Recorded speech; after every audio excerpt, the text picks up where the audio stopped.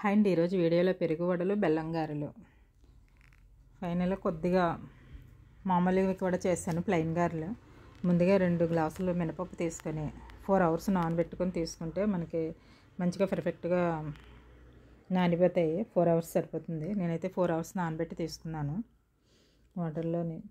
Water లేకుంటే mixie చేసుకొని, ఇక్కడ కొద్దిగా కాబట్టి మిక్సీలోనే చేసుకున్నాను. అదే గ్రైండర్లో చేసుకుంటే చాలా సాఫ్ట్గా మెత్తగా వస్తాయి. బట్ మిక్సీలో చేసినవి కూడా నాకు బాగానే వచ్చాయి.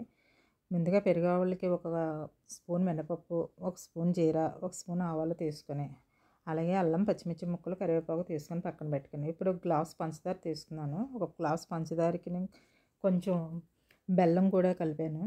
అంటే పంచదారతో చేస్తే ఎలా వస్తాయి అనేది చూడడానికనే చేశాను ఫస్ట్ టైం ఇలా.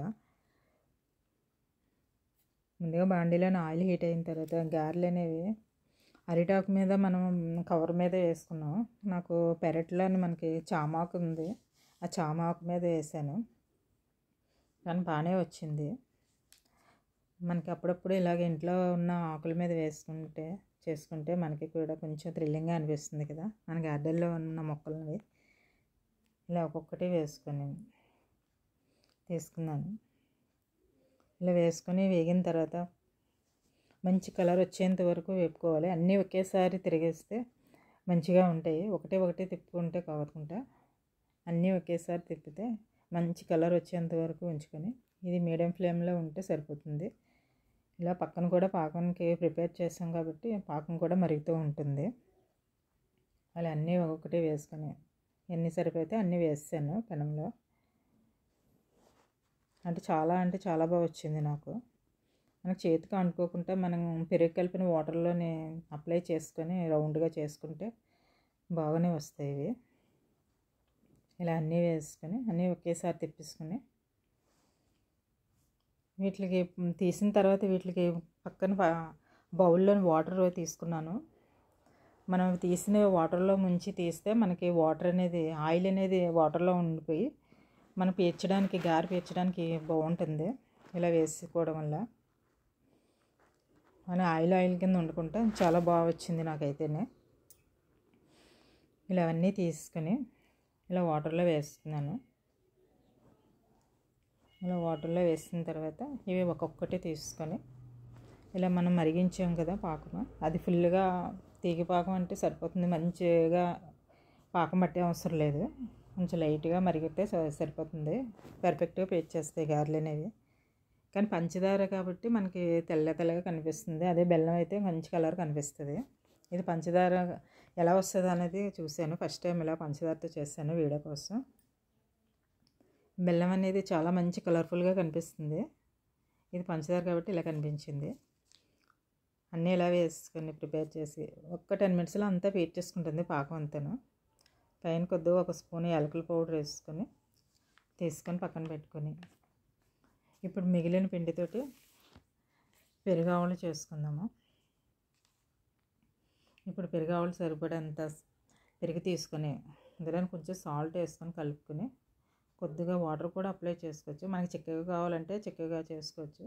వాటర్ వేసుకుంటే కొంచెం జ్యూసీగా పీల్చుకున్నట్టు ఉంటుంది, బాగుంటుంది. ఎంత పెరిగేసినా పీల్చేస్తుంది పెరుగావలకి. ఇవన్నీ తీసుకొని మిక్సీ చేసుకొని బాగా కలుపుకున్నాక, ఇప్పుడు మిక్సీ పట్టి ఉంచిన మిశ్రమాన్ని తీసుకొని అందులో పచ్చిమిర్చి సన్నగా తురుముకొని వేసుకొని, అలాగే అల్లం ముక్కలు, కొద్దిగా కరివేపాకు చిన్నగా కట్ చేసి వేసుకుంటే పిల్లలు తీయకుంటూ ఉంటారు.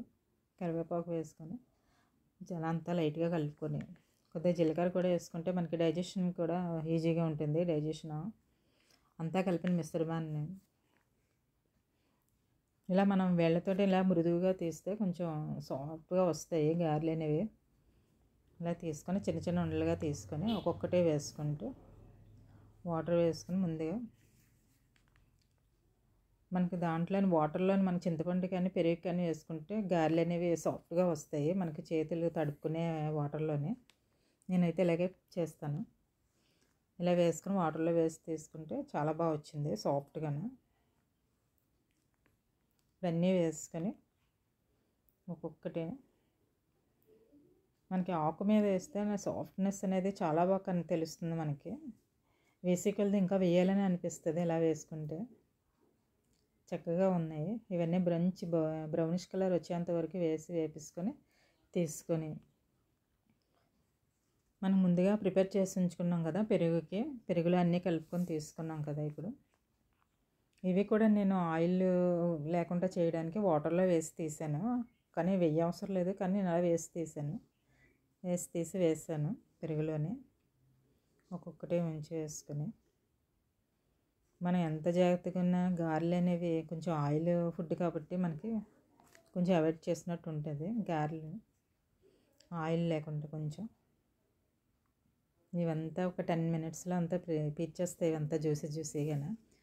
ఇప్పుడు కడాయిలోని ఒక స్పూన్ ఆయిల్ వేసుకొని, ఒక స్పూన్ మినపప్పు, ఆవాలు, కొద్దిగా కరివేపాకు వేసుకొని మిశ్రమాన్ని ఇలా ఫైనల్గా పోపు వేసుకొని, పోపు వేగిన తర్వాత